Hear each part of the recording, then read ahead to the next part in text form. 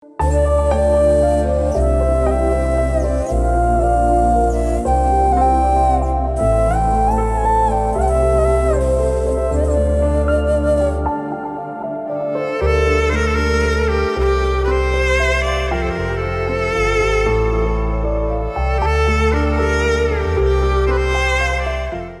ఇంత స్వస్థత దేవుడు మనకు అనుగ్రహించినప్పుడు అవును మరలా మరి వేటి వాటి గురించి మనం వేరే మాటలను నమ్మి అంటే ఈ రోజునండి దేవుణ్ణి అంబడించే వారికంటే ఈరోజు సిద్ధాంతాలు ఏయో పెట్టుకుని మీరు తండ్రా కుమారుడా పరిశుద్ధాత్ముడా ఎవరిని అంగీకరిస్తున్నారో దేవుణ్ణా యేసు ప్రభునా లేకపోతే యెహోవా దేవుడు అండి ఏయో వీళ్ళ కన్ఫ్యూజ్ అయిపోయి అనేక మందిని కన్ఫ్యూజ్ చేస్తూ అనేక గందరగోళాలు సృష్టిస్తూ అంటే మనుషులు సరి అయిన రీతిగా ఎదగకుండా కొంతమంది ఆటంకంగా బయలుదేరారు.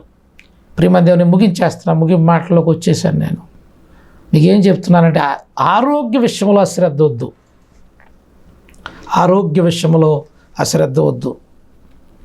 దేవుని బిడ్డలారా, అశ్రద్ధ చూపకండి ఆరోగ్య విషయంలో.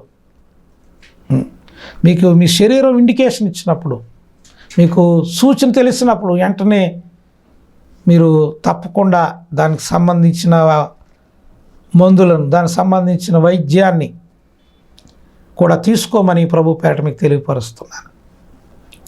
దేవుని బిడ్డలారా, ఇక్కడ ఇంకొక మాట చెప్పి నేను ముగిస్తాను.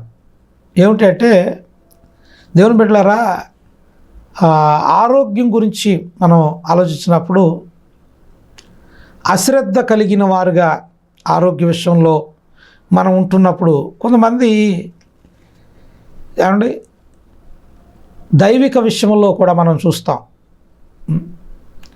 ఆరోగ్యాన్ని నిర్లక్ష్యత చేస్తూ ఉంటారు ఆధ్యాత్మికమైన వారి జీవితాల్లో కూడా. నేను అంటాను, ఆధ్యాత్మికమైన జీవితంలో నువ్వు ఎదగాలి, అదే సమయంలో నువ్వు ఆరోగ్యవంతుడిగా ఉండట కొరకు నీ ప్రయత్నం చేయాలి. Is balanced. అదే అవండి, బ్యాలెన్స్డ్ మనం కోల్పోకూడదు. దేవుని బిడ్డలారా, దేవుడు వాక్యం ద్వారా మీతో మాట్లాడుతున్నా నమ్ముతున్నాను. అమ్మ, నీ బలహీనత విషయంలో నువ్వు జాగ్రత్త పడు, నీకున్న రోగం విషయంలో నువ్వు జాగ్రత్త పడు, నీకున్న అనారోగ్య విషయంలో ముందు చూపు కలిగి బ్రతుకు. అంటే అశ్రద్ధ పనికి రాదు, ముందు చూపు కలిగి బ్రతుకు. దేవుని బిడ్డలారా, ఈ వాక్యం వింటున్న ప్రియ సోదరుడా సోదరి, నువ్వు ఆరోగ్యంగా ఉండాలని దేవుడు ఆకాంక్షిస్తున్నాడు గనకే ఈ వాక్యం ద్వారా నీతో మాట్లాడుతూ ఉన్నాడు. మనం చదివాం కదా, చూడండి సామెతల గ్రంథంలో చక్కగా మనం చదువుకున్న మాట ఒకసారి గుర్తు చేసి నేను ముగిస్తాను. చూడండి సామెతల గ్రంథం 3వ అధ్యాయము అది రాయబడి ఉంటుంది. నాకు ఎంతో ఇష్టమైన మాటలు ఇవన్నీ. చూడండి, అటు రాయబడి ఉంటుంది, నా కుమారుడు నా ఉపదేశమును మరువకుము. అంటే ఈ మాటలు కూడా దేవుడే నీకు తెలియపరుస్తున్నాడు, నమ్ము. చూడండి, ఎప్పుడైతే ఈ మాటలను నమ్ముతావో నా ఆజ్ఞలు హృదయపూర్వకంగా గైకొనుము. ఆయన చెప్పిన మాటలకు నువ్వు విధేయుడు అమ్మని దేవుడు చెప్తున్నాడు. అప్పుడు దీర్ఘాయువు కలుగుతుంది నీకు, సుఖ జీవముతో గడుచు సంవత్సరములు శాంతి నీకు కలుగును. 8వ వచనం చదివితే, అప్పుడు నీ దేహమునకు యెహోవా యందు భయభక్తులు కలిగి చెడుతనమును విడిచిపెట్టుము. దేవుని బిడ్డలారా, ఇక్కడ ఒక మాట చెప్పాలి. దేవుని బిడ్డలారా, మనం చేసే చేష్టల వల్ల కూడా మనం బలహీనం అయిపోతాం. నిజమండి, మనం చేసే పాప పనుల వల్ల కూడా మనం బలహీనలు అయిపోతాం. కాబట్టి మందు త్రాగొద్దు, ఇది ఆరోగ్యానికి హానికరం అని మనకి చాలా వాటిల్లో ప్రభుత్వం మనకి తెలియపరుస్తూ ఉంటుంది. మన క్రియలు సరైనవి కాకపోతే మనం బలహీనలు అవుతాం. చేతులారా మన జీవితాన్ని మనం నాశనం చేసుకుంటూ ఉంటాం. చేతులారా మన బలహీనతలు మనం కొని తెచ్చుకుంటూ ఉంటాం. త్రాగొద్దని, వ్యభిచరించొద్దని, ఏమండి ఇవన్నీ దేవుడు చెప్పాడు. ఒకవేళ వాటిని మీరి మనం వెళితే, ఎదరికెళితే దేవుడే చెప్పాడు కదా, పాపం పరిపక్వమై మరణాన్ని కంటదట. మరణాన్ని కంటది, పాపం నిన్ను పట్టుకుంటుంది అన్నాడు దేవుడు. అంటే మన క్రియలు సరిలేకపోతే అవి మనం బలహీనులుగా చేయడమే కాదు, మనం ఈ లోకయాత్ర ముగించటానికి లేక అర్ధాంతరంగా మన జీవితం మనం కోల్పోవడానికి కారణమవుతాయి అన్న సత్యాన్ని ఈ వాక్యం ద్వారా మీకు తెలియపరుస్తున్నాను. దురాశ గర్భం ధరించి అండి, పాపం గర్భం ధరిస్తే ఏం కంటదట? మరణాన్ని కంటదంటండి. మరణాన్ని కంటదే. నీ చేష్టలు సరిగ్గా ఉన్నాయా? నీ క్రియలు సరిగ్గా ఉన్నాయా? నీ క్రియలు లేకపోతే, ఎందుకంటే ఇక్కడ చూడండి ఎంత చక్కగా చెప్పాడు దేవుడు. నీ ప్రవర్తన అంతటి యందు ఆయన అధికారమునకు ఒప్పుకొనుము, అప్పుడు ఆయన నీ త్రోవలను సరళము చేయును. నేను జ్ఞానిని కదా అని నువ్వు అనుకోనవద్దు. ఎంత చక్కగా చెప్పాడండి. మన ప్రవర్తన సరిగా లేకపోతే మనం బలహీనలు పాలైపోతాం అని దేవుడు చెప్తున్నాడు ఇక్కడ. మన అలవాట్లు సరిగా లేకపోతే మనం బలహీనలు పాలైపోతామని దేవుని వాక్యం చెప్తా ఉంది. అంతేకాదు, యెహోవా యందు భయభక్తులు కలిగి చెడుతనమును విడిచిపెట్టుము. చెడ్డ వాటిని విడిచిపెట్టండి. అసహ్యకరమించమైనవి, వాసన కొట్టేవి, ఎలపురం కలిగించే అలవాట్లను విడిచిపెట్టండి. అంటే సామెతల గ్రంథంలో ఎన్నో విషయాలు దేవుడు రాస్తూ వచ్చాడు. త్రాగుతూ అండ్ హేతువు లేని గాయాలు పొందుతాడట. హేతువు లేని గాయాలు ఏమండి, ఎవరు ఏమండి కొట్టినవి కాదు అవి, దానికి కారణమేముండదు. వాళ్ళ అలవాట్లు సరి లేకపోతే వారు తాగిన మత్తులో పడి అనేక చూడండి హేతువు లేని గాయాలు వారు కలుగుతాయని దేవుడు తెలియపరుస్తూ ఉన్నాడు. దేవుని బిడ్డలారా, మనం అలాగూ ఉండకూడదు. మన క్రియలు జాగ్రత్తగా ఉండాలి. సామెతల గ్రంథం అంటాడు కదా, చెప్పాడు, అప్పుడు నీ త్రోవల సరళం యెహోవా యందు భయభక్తులు కలిగి చెడుతనం విడిచిపెట్టుము, అప్పుడు నీ దేహమునకు ఆరోగ్యం కలుగుతుంది. నీ క్రియలు సరిగా లేకుండా నీకు ఆరోగ్యం రాదు. అప్పుడు ఎప్పుడు చెడుతనం, చెడు చేష్టలు, చెడు క్రియలు, చెడు ప్రవర్తన, చెడు యొక్క విధానాలను మార్చుకుంటే, వాటిని విడిచిపెడితే అప్పుడు నీ దేహమునకు ఆరోగ్యం కలుగుతుంది. కొంతమంది ఎలాంటి వాళ్ళు అంటే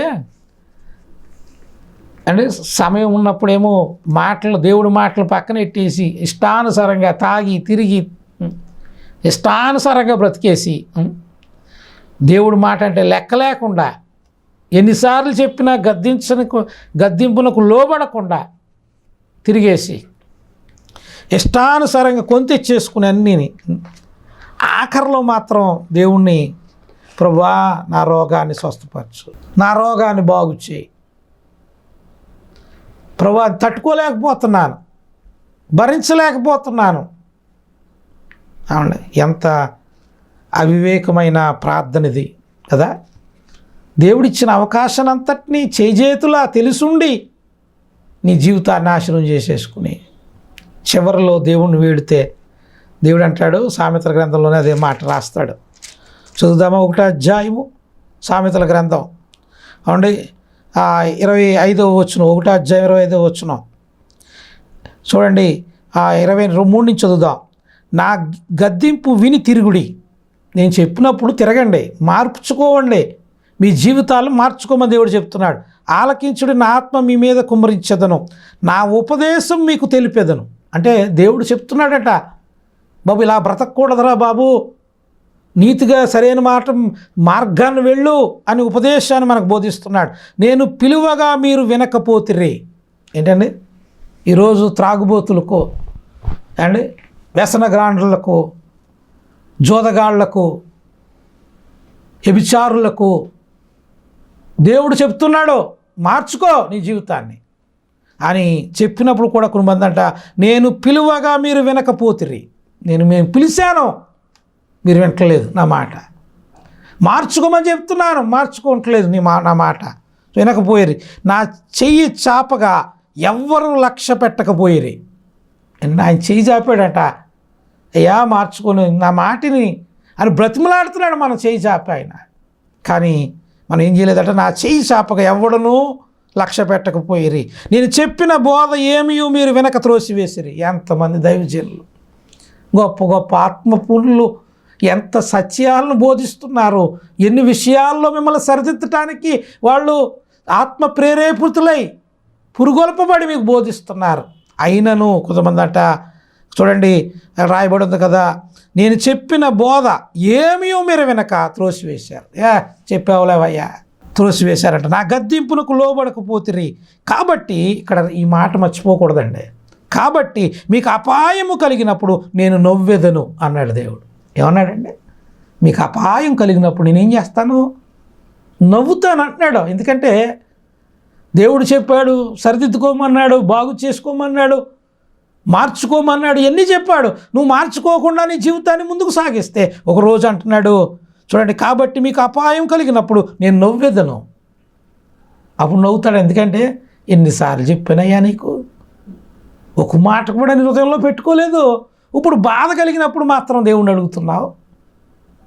నీకు అపాయం కలిగినప్పుడు నేను నవ్వెదను, నీకు భయం వచ్చినప్పుడు నేను అపహాస్యము చేసేదను. ఏమన్నాడండి?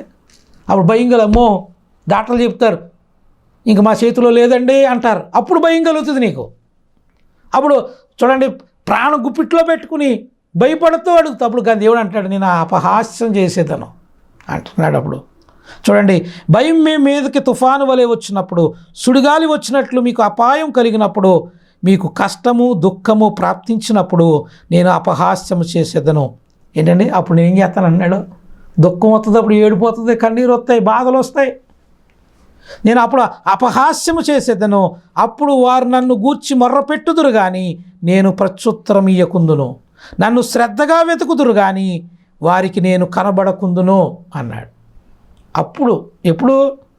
అప్పుడు నన్ను గూర్చి మొర్రపెట్టుదు. అప్పుడు అంతా చేజారిపోయిన తర్వాత అండ్ మన పరిధి దాటేసిన తర్వాత అప్పుడు నా వారు నన్ను గూర్చి మొర్రపెట్టుదురు కానీ నేను ప్రత్యుత్తరం ఇయ్యకుందును. వాళ్ళ జవాబు రాదు,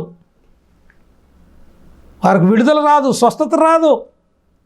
చూడండి, నన్ను అప్పుడు శ్రద్ధగా ఎప్పుడు ఎదుగుతారంట? అన్నీ పోయిన తర్వాత గుండ్లు తినేసి అండి చేతుల మన జీవితం వైఖరిని మార్చుకోకుండా ఇష్టానుసారంగా బ్రతికేసి అన్నీ కోల్పోయి నష్టంలో వ్యాధిలో కూరుకుపోయినప్పుడు అప్పుడు అంట నన్ను శ్రద్ధగా వెతుకుదురు. ఎప్పుడు శ్రద్ధతే? అప్పుడు వస్తుందంటండి శ్రద్ధ. అప్పుడు శ్రద్ధగా వెతుకుదురు కానీ వారికి నేను కనబడకుందును. దేవుని బిడ్డలే, ముగించేశాను ఈ మాటలో. నీ ఆరోగ్యం బాగా ఉండాలంటే నీ క్రియలు బాగుండాలి. నువ్వు చేసే పని విధానం, నీ జీవిత విధానం బాగుండాలని దేవుడు చెప్తున్నాడు. అలా ఉంటే అంట నీ జీవిత విధానం నువ్వు క్రమపరచబడిన వాడిగా నువ్వు బ్రతికితే తప్పకుండా దేవుడు నీకు ఆరోగ్యం ఇస్తాడు. ప్రభువు నందు ప్రియమైన దేవుని బిడ్డలారా, చూస్తున్నాం కదా, క్రియలు మనం సరిగా ఉంటే అండ్ క్రియలు లేకపోతే, సరైన క్రియలు లేకపోతే, ఇష్టానుసారంగా ఉంటే మనం బలహీనలు పాలైపోతాం. దేవుని బిడ్డలారా, ఏ ఒక్కరూనండి దేవుడు బలహీనులుగా ఉంచడం ఆయన ఉద్దేశం కాదు. నువ్వు వ్యాధులతో లేవలేని పరిస్థితిలో మంచం మీద పడి బ్రతకలేని పరిస్థితిలో ఉండడం దేవుడి చిత్తం కాదు, దేవుని ఉద్దేశం కాదు. కానీ కొంతమంది చేతుల వారి జీవితాలను నాశనం చేసుకుంటూ ఉన్నారు. క్షణికమైన సుఖానికి, క్షణికమైన వాటి కొరకు ఆశపడి అండ్ అక్షయమైన అండ్ విలువైన ఆరోగ్యాన్ని పోగొట్టుకుంటున్నారు. ప్రియమైన దేవుని బిడ్డలారా, ఈ మాట వింటున్నప్పుడు అండ్ ఈ క్షణికమైన సుఖాలకు అలవాటు పడిపోయి ఈ క్రియలు, వ్యభిచార కామ సంబంధమైన క్రియలకు లోబడిపోయి రోగాలు తెచ్చుకుని భ్రష్టులైపోతూ అందులోనే వారు జీవితాన్ని ముగించుకుంటున్న వారు లేరా నేటి కాలంలో దేవుని బిడ్డలారా, ఎయిడ్స్ అనే ఒక వ్యాధి ప్రపంచాన్ని అలుముకుంది. ఆ వ్యాధి వ్యాప్తి చెందడానికి కారణం ఏదంటారు శరీర సంబంధమైన సంబంధాలు. ఈ రోజున వార్తల్లోనండి చాలా భయంకరమైన వార్తలు వింటున్నాం మనం. ఒకరితో వివాహం చేస్తూ దేవుడు మనకి ఒక పరిధిని ఇచ్చాడు, ఒక పరిధిని పెట్టాడు దేవుడు. ఆ పరిధిని దాటి ఈరోజు విచ్చలవిడిగా మనుషులు జీవించడానికి ఇష్టపడుతున్నారు. వేటి కొరకు పరుగులు పెట్టి జీవితాలని ముగింపులోకి తీసుకొచ్చేస్తున్నారు. దేవుని బిడ్డలారా, నిజం ఈరోజు వార్తలు చూసినప్పుడు చాలా బాధకరమైన మాటలు వింటున్నామండి వార్తల్లో. భర్తను తీసుకువెళ్ళి ఒక పర్వతం పైకి తీసుకెళ్ళి, ఒక శిఖరం పైకి తీసుకెళ్ళి అక్కడి నుంచి గెంటేసిందంట ఒక తల్లి భర్తనే. కారణం ఏంటి వివాహేతరమైన సంబంధాలు. ఈరోజు రోగాల కారణాలు ఏంటి? ఇవి కూడానండి వివాహేతరికమైన సంబంధాలు పెట్టుకుని అక్రమ సంబంధాలు పెట్టుకుని వారి జీవితాలను నాశనం చేసుకుంటున్నారు. ప్రియమైన దేవుని బిడ్డలారా, ఈ వాక్యం ద్వారా మీకు తెలియపరుస్తున్నాను, దయించి ఇటువంటి వాటిల్లో మీరు ఉంటే ఇదే అనుకూలమైన సమయం. మీ జీవితాలు మీరు సరిదిద్దుకోండి. దేవుని బిడ్డలారా, నేను అంటాను, క్షణికమైన సుఖాను కొరకు ఆరాటపడి మీ జీవితాలు మీరు ముగించుకోవద్దు, జీవితాలు నాశనం చేసుకోవద్దు. దేవుని బిడ్డలారా, ఇక్కడ ఇంకొక మాట మీకు నేను తెలియపరుస్తాను చూడండి. అప్పుడు మీ దేహమునకు ఆరోగ్యమును, మీ ఎముకలకు సత్తువయు కలుగును. ఎప్పుడు కలుగుతుంది? ఎముకలకు సత్తువు కావాలి, కాలుష్యం పెరగాలి. దాన్ని ఏమంటారు? కాలుష్యం కాదు, క్యాల్షియం అనుకుంటా. అది మన ఎముకల్లో గట్టిగా ఉంటే, కాల్షియం ఎక్కువ ఉంటే మన ఎముకలు గట్టిగా ఉంటాయి. కానీ ఇక్కడ ఏమంటున్నాడు దేవుడు? అప్పుడు మీ దేహమునకు ఆరోగ్యం, మీ ఎముకలకు సత్తువయు కలుగును. అండ్ ఎప్పుడు కలుగుతుంది ఇవన్నీ అంటే చెడు పనులు మానేస్తే, చెడు విధానాలను విడిచిపెడితే మీకు ఆరోగ్యం కలుగుతుంది, మీకు సత్తువు కలుగుతుంది, మీకు బలం కలుగుతుంది, మీరు దీర్ఘాయువులై మీరు సుఖజీవముతో గడుచు సంవత్సరాలు మీకు కలుగుతాయి. దేవుని బిడ్డలారా, ఆరోగ్య విషయంలో అశ్రద్ధ వద్దు. కొంతమంది ఇంకొక మాట నేను ముగించేయడానికి ముందు ఒక మాట చెప్తున్నాను.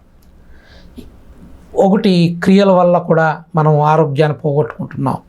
ఇంకొక మాట ఏమిటి అంటే, ఆరోగ్యాన్ని మనము పోగొట్టుకోవడానికి, ఆరోగ్యం లేకుండా ఉండటానికి కారణాలు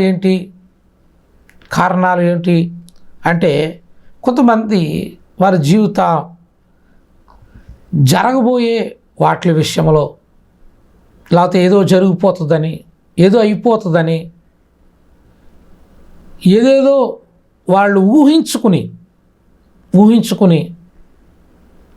లేక నేంటాను ఏదో ఒక చూడండి భయముతో, ఏదో ఒక ఆందోళనతో వాళ్ళు ఉండడం ద్వారా కూడా మనం అనేక రోగాలు కొని తెచ్చుకుంటాం. చూడండి, ఒక ఆయన అన్నాడు, ఈ నేటి కాలంలో అంటే ప్రతి రోగానికి మందులు వస్తున్నాయి, వైద్యం ఉంది అని చెప్తున్నాడు. కానీ మనోవేదనకి మందు లేదు. అంటే బెంగ, లేకపోతే కుమిలిపోవడం, లేకపోతే ఒంటరిగా నిన్ను నీవు తక్కువ చేసుకుంటూ, నిన్ను నీవు కుమిలిపోయి నీ జీవితం మీద నీకు ఆశ లేకుండా నిరాశతో బ్రతకడం వల్ల కూడా కొన్ని రోగాలకు కారణాలు అవుతాయి. దేవుని బిడ్డలారా, బెంగ. నేను అంటాను, మనము నిరీక్షణ లేని వారికైతే ఇవన్నీ ఉంటాయి. బెంగ పెట్టుకుంటారు వాళ్ళకు కలిగిన సమస్యలు బట్టి, ఇబ్బందులు బట్టి, నష్టాన్ని బట్టి. కానీ నిరీక్షణ కలిగిన వారుగా మనం ఒక మాట చెప్తాను. అపోస్తుడైన పౌలు గారిని, ఆయన్ని ఏ తప్పు చేయకుండా, ఆయనలో ఏ లోపము లేకపోయినా ఆయన పైన కొన్ని నేరారోపణలు చేసి ఆయన చెరసాలలో బంధించారు, శిక్షకు గురి చేశారు. గురి చేసినప్పుడు ఆయన ఎంతగా బెంగపెట్టేసుకోవాలి, ఎంతగా కుమిలిపోవాలి, ఎంతగా ఆందోళనకు వెళ్ళిపోవాలి. ఆయన, అయ్యో నేను చెయ్యని తప్పుకు నన్ను ఇంత ఈ చెరసాల్లోకి తీసుకొచ్చి నన్ను బంధించారని ఆయన ఆవేదనతో నేంటాను ఆయన కుమిలిపోయి అనేక రోగాల బారిన పడాలి ఆయన కదా. కానీ అటువంటి పరిస్థితులు అంటాడు, ఆనందించుడి. మరలా చెప్తున్నాను, ప్రభువునందు ఆనందించండి. ఆయన మనం పొందిన రక్షణ బట్టి, అంటే నేను దేవుని తెలుసుకున్నాను అందుబట్టి నీకు వందనాలు. నిజమే, ఎట్టి పరిస్థితులు, ఎట్టి వ్యతిరేకమైన పరిస్థితులు, సందర్భాలు, లేకపోతే ఘటనలు మన జీవితంలో జరిగిన మనము చూడండి బెంగ పెట్టుకోవాల్సిన అవసరం లేదు. ఎందుకంటే ఈ లోకం మనకు శాశ్వతమైంది కాదు. మనం నిత్యత్వము, దేవుని రాజ్యం మనకు శాశ్వతమైంది. మనం అక్కడ ఉండవలసిన వారం, అక్కడే మన నిత్య నివాసం, స్థిరమైన పట్టణం, పునాదులు కలిగిన పట్టణం. ఆ పట్టణం మనదే. ఈ లోకంలో శ్రమలు, ఈ లోకంలో ఉన్నప్పుడు మనకు శ్రమలు కలుగుతాయి, శ్రమలు వస్తూ ఉంటాయి. కొన్ని మనల్ని నలగొట్టే పరిస్థితులు, మనల్ని ఇబ్బందులు పెట్టే పరిస్థితులు, మనల్ని కృంగదీసే, లేకపోతే మనల్ని నష్టాన్ని పాలు చేసే పరిస్థితులు ఉంటాయి. అయితే వాటిల్లో మనం కృంగిపోయి బలహీనులం కాకూడదు, కానీ దేవుని బట్టి ధైర్యంగా బ్రతకాలి. దేవునికి స్తోత్ర, హల్లెలూయా. నిజమేనండి. అంటాను, ఒక సేవకుడు, నేను ముగింపు మాటలో చెప్తున్నాను, ఒక సేవకుడు అండి, సేవ కొరకు దేవుని చేత పంపబడ్డాడు. ఒక ప్రాంతానికి వెళ్ళాడు, అక్కడ సేవ చేయడం కొరకు. ఆయనకి ఒక కుమార్తె, మరి నాకు గుర్తులేదు, కానీ ఒక బిడ్డ ఉన్నాడు, పెద్ద బిడ్డ. ఒక 8-9 సంవత్సరాల తర్వాత ఒక 2 బిడ్డలు పుట్టారు. చాలా సంవత్సరాల తర్వాత 2 బిడ్డలు వచ్చి పుట్టారు. ఇప్పుడు ఈ బిడ్డలు పుట్టిన తర్వాత సేవకి వెళ్ళారు, వాళ్ళు సేవ చేయడానికి వెళ్ళారు. వెళ్ళినప్పుడు సేవ చేస్తున్నారు, సేవ చేసే కొత్తలో 1 సంవత్సర కాలం కూడా ఇంకా గడవలేదేమో అవండి. ఇలా జరుగుతున్నప్పుడు ఆ పిల్లలు అక్కడెక్కడో కాలం ఉంటే వాళ్ళు ఎదిగించి కొంత పెద్దవాళ్ళు అయ్యారు. ఒక 4-7-8 సంవత్సరాలు అలా వచ్చిన సమయాల్లో అంటే వాళ్ళు కాలువ దగ్గర ఉంటే ఆ కాలంలో కాళ్ళు కడుక్కున్న మొత్తం మీద వెళ్ళి ఇద్దరు ఆ కాలువలో మునిగిపోయారు. ఆ సేవకుడు ఒక పిల్లలు మునిగిపోయి ఆ సేవకుడు 2 పిల్లలు చనిపోయారు. అంటే ఎంత ఆందోళనకి వెళ్ళిపోవాలి అసలు. నేను అంటాను, చాలామంది ఏమని ఆలోచిస్తారంటే, ఏమని అనుంటారంటే ఆయన్ని, అయ్యా నువ్వు సేవ అన్నావు, యేసు ప్రభు సేవ చేస్తాగానే వచ్చావన్నావు, నీ బిడ్డలనే నీ దేవుడిని కాపాడలేదు నీకు అని ఎన్ని మాటలను ఉంటారు ఆయన్ని,